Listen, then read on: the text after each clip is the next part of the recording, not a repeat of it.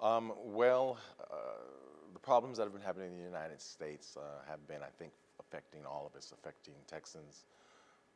And when Michael Conway announced that he wasn't going to run again, and when Will Hurd announced that he wasn't going to run again, my political consultants and I got together to explore the possibility of running for Congress.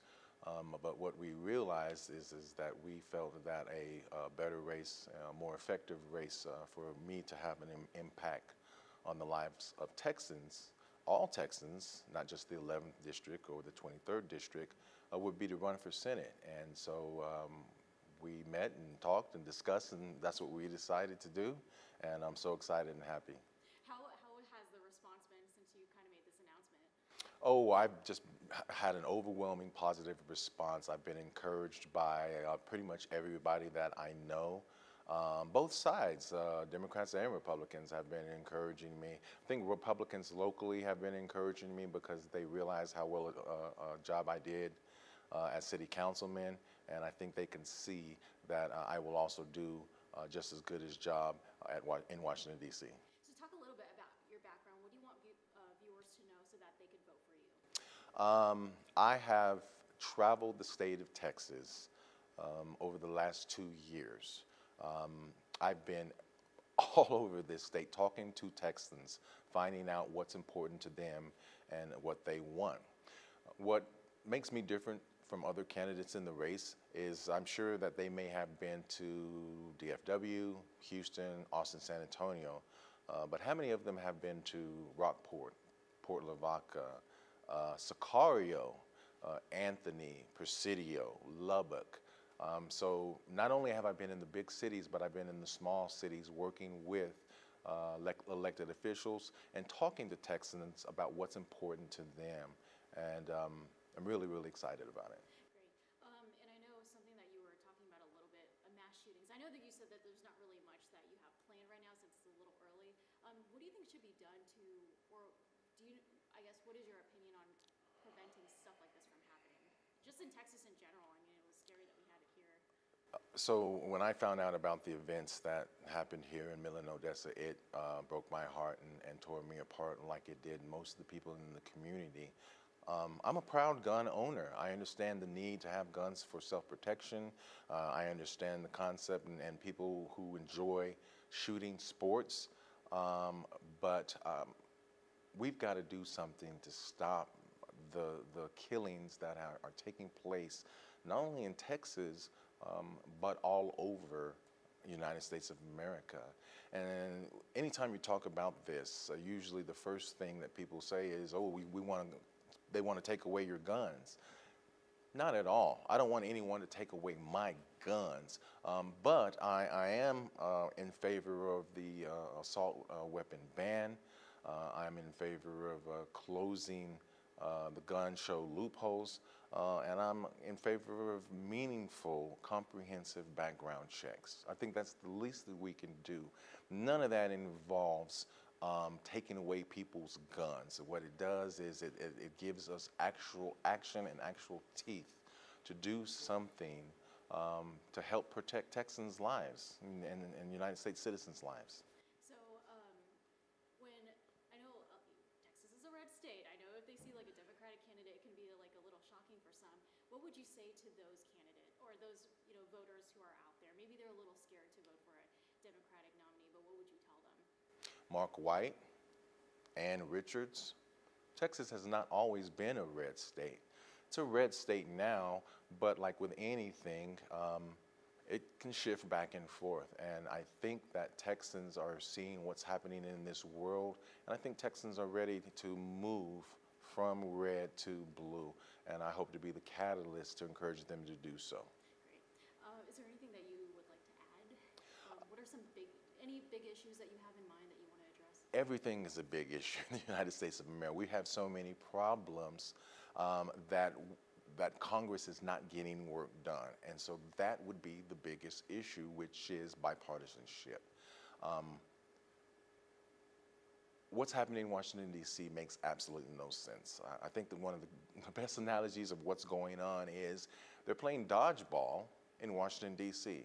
In other words, you have two sides, and people are on each side, and what they're doing is they're throwing the ball at each other, trying to take each other out until there's just the last person standing. You know, it's a horrible way to get things done. Compromise has been recently viewed as something that is bad, that's negative, that you got to stand your ground and fight for what your party believes in. But the reality is that solutions come from compromise, and compromise is definitely not a bad thing because most married couples do it every day. And kind of piggybacking on that, a lot of people, and it doesn't matter, Republican and Democrat, I see it all the time, but they don't want to be open-minded about a lot of issues. And I think that's why there's a lot of, like, what you're calling dodgeball. Yeah. Why do you think it's so important for people to just kind of have an open mind when it comes to issues like this?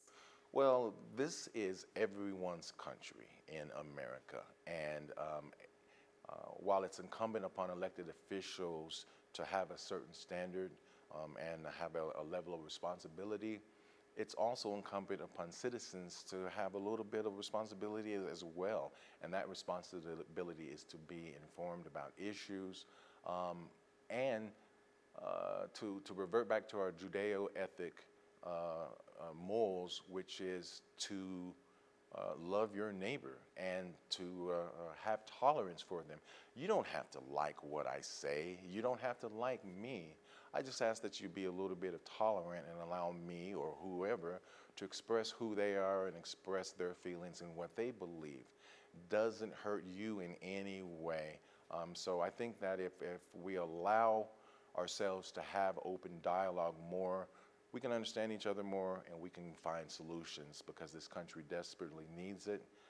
We're the best country in the world. And I think that working together makes us better. What are your plans for your campaign? Do you plan on meeting with communities here and there and getting more people to get your name out, I guess you could say? Yes, I do plan on continuing to travel the state, visit with citizens, find out what's important to them, communicate my message to them all over the state of Texas. If you want to be able to represent the people, you have to know the people.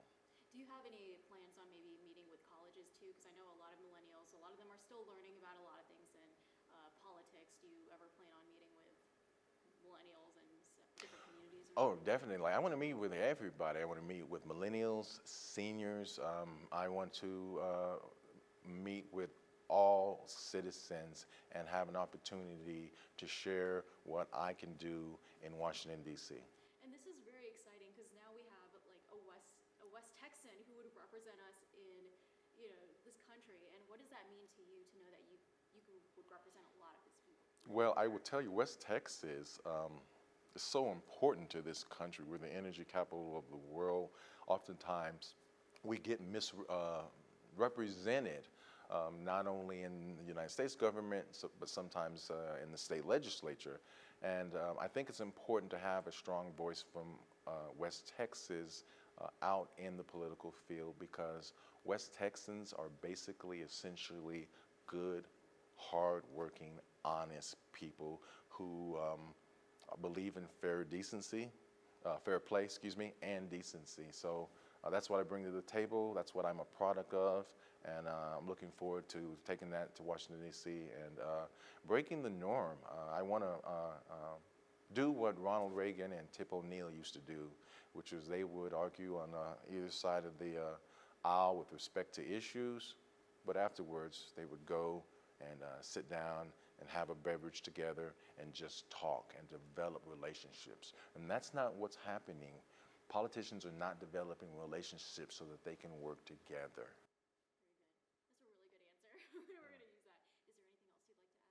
JohnLoveForTexas.com. Please, support me. At the very least, just hear me out. Give me an opportunity to communicate to you what I'm trying to do. So people could follow you on there. Do you have a Facebook, like a public page that? Yes, I have a Twitter. It's LoveForTX. Oh, yeah, And I on that one. yes, ma'am. Okay. And I do have a Facebook page. It is John Love for Texas. Okay, great. Anything else you want to say to the voters out there so they can keep you in mind, or is I'm a product of my mom and dad, and both of them have passed away. My mom recently, and I just think that that I'm making them proud. And So, they should be proud. yeah. Wonderful. Anything else, John? No. Okay, great. How can people stay up to date with you? Just on the Facebook Yes, page and your website? yes, johnlovefortexas.com. Both. That's the URL, and you can put that in Facebook and find me, and Love for TX on Twitter. Okay, great. All right, that's Thanks, it. Jolena. Thank you so much.